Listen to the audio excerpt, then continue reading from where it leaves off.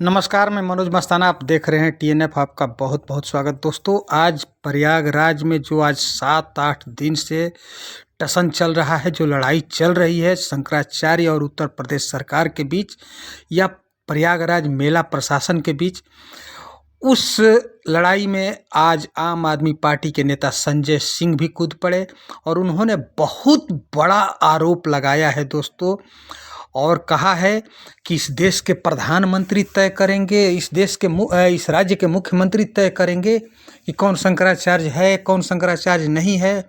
जो आज तक डिग्री नहीं दिखाए वो शंकराचार्य से शंकराचार्य होने का सर्टिफिकेट मांग रहे हैं। संजय सिंह पूरी तरह से आज हमलावर थे दोस्तों, और हम ये कहेंगे अभी आप संजय सिंह को हम आपको सुनाएंगे, चंद सेकंड बाद आप वेट कर लीजिए।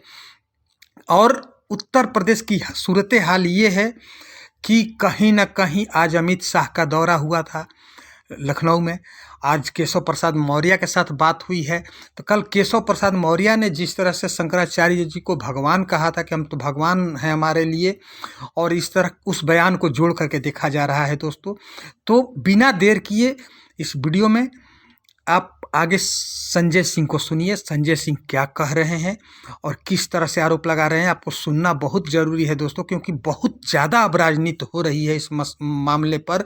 जबकि शंकराचार्य शंकर के स्वरूप होते हैं, शंकर के अंश माने जाते हैं, और उनके साथ जो उनको जिस तरह से अपमानित किया गया है, जिस तरह से उनका अनादर हो रहा है, जिस तरह से उन्हें बेइज्जत किया जा रहा है, जिस तरह से उनके संतों की पिटाई की गई, ये कहीं ना कहीं बहुत ही ज़्यादा शर्म करने वाली बात है। और इस पर जितनी भी कोई कुछ कहे तो इस पर सफाई नहीं हो सकती है। निश्चित तौर पर ये गलत हुआ है। और धृष्टता देखिए प्रशासन का, मेला प्रशासन का, कि वो न आ कर के माफ़ी मांग रहा है, न उनसे आग्रह कर रहा है कि आप स्नान करिए। वो तो संत का लक्षण अपना दिखा रहे हैं कि जहाँ पर वो साफ कह रहे हैं कि जहाँ पर मेला प्रशासन के लोग मुझे छोड़ करके गए थे, पुलिस के लोग जहाँ छोड़ के गए थे, मैं वहीं बैठा हूँ, और वो हमसे कह दें, हमसे विनती कर दें, हम स्नान करा दें, हम स्नान कर लेंगे, हट जाएंगे, हमें किसी से कोई अदावत नहीं है। लेकिन आज फिर शंकराचार्य जी ने योगी आदित्यनाथ पर बहुत बड़ा हमला किया है। वो हम खबर में दिखाएंगे आगे, लेकिन फिलहाल आप संजय सिंह को सुनिए, जिनको आप स्क्रीन पर देख रहे हैं बोलते हुए। आपको दिख भी रहा है कि इनका भाव भंगिमा क्या है, किस तरह से बोल रहे हैं। तो बिना देर किए आप संजय सिंह को सुनिए। कि शिष्यों को, शंकराचार्य जी के शिष्यों को चोटी पकड़ के घसीट के मारना, शंकराचार्य जी को स्नान से वंचित करना,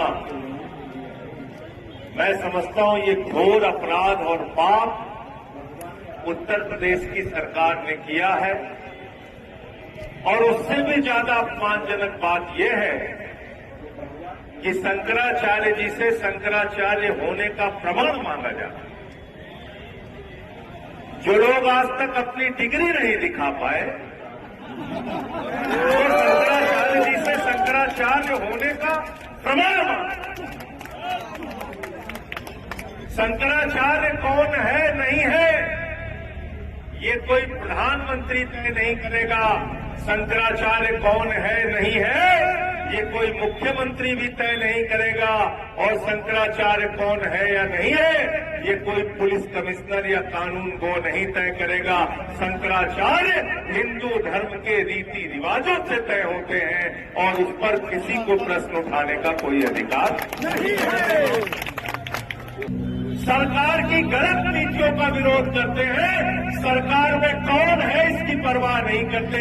चाहे वो भाजपा हो, सपा हो, कांग्रेस हो, आम आदमी पार्टी हो, किसी भी पार्टी का अगर धार्मिक रीति रिवाजों के खिलाफ कोई काम हो रहा है, उसका विरोध शंकराचार्य जी करते हैं। प्रयागराज के प्रशासन से पूछना चाहता हूं, आपने शंकराचार्य जी का स्नान महाकुंभ में अन्य दो शंकराचार्यों के साथ कराया। शंकराचार्य के भारत के प्रधानमंत्री जब शंकराचार्य जी का पैर छूते हैं तब आप शंकराचार्य हैं। लेकिन जब सरकार की आपने आलोचना कर दी तो आज से पूछा जा रहा है आज शंकराचार्य है कि नहीं। और आपके आंदोलन में हम लोग पूरी तरह से आपके साथ हैं, किसी राजनीतिक दल के रूप में नहीं, एक समर्पित भक्त के रूप में आपके साथ हैं।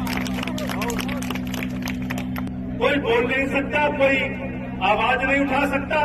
काशी कॉरिडोर के नाम पर मंदिरों को तोड़ा गया, जिसने आवाज उठाई पूरे हिंदुस्तान में आदरणीय परम पूज्य शंकराचार्य जी ने आवाज उठाई और 150 से ज्यादा शिवलिंग वहां पर तोड़े गए जो आज थाने में, लंका थाने में पड़े हुए हैं। क्या ये विषय उठाना गलत है? क्या ये विषय उठाना अपराध है? और मैं समझता हूं कि परम पूज्य शंकराचार्य जी ने जब भी कोई बात कही है वो धर्म के पक्ष में कही है।